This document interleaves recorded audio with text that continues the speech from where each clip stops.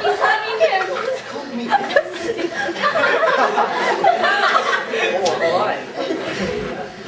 You know what? He looks a lot hotter when he's saving people. Oh, he's alive. Let's listen to him now. Okay. Okay. Now, what I want you guys to know, do not fall asleep with hit number 1. And 2.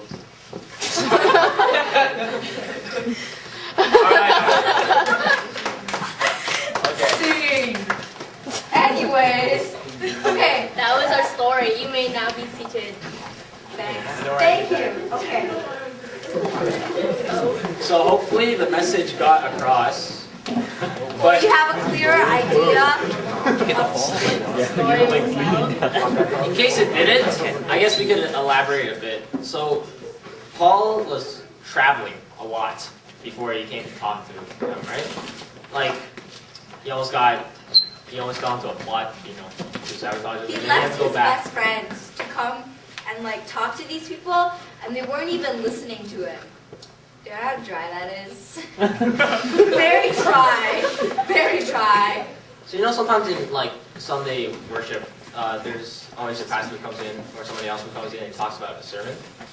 And I don't know about you, sometimes it gets a little bit boring.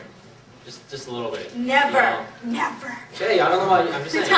Times 7. So imagine your sermon times 7. It's like. Because it says Paul was speaking from the time they broke bread, so around dinner time, so maybe 6 o'clock, until midnight. So that's 6 hours of non-stop talking, and as we can tell, Paul does have a monotone voice. Okay. So that would be really, really, really boring, especially if you didn't really understand what he was talking about, right?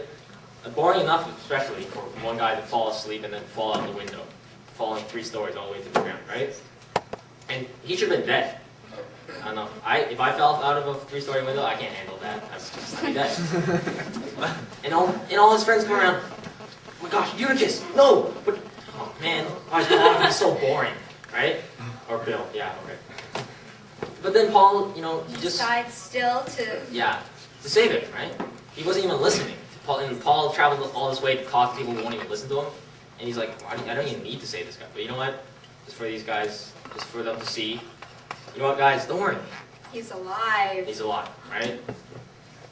And I don't know, but I don't think any of us could ever fathom when a guy's dead. He can't be alive again. It's just impossible, apparently, right?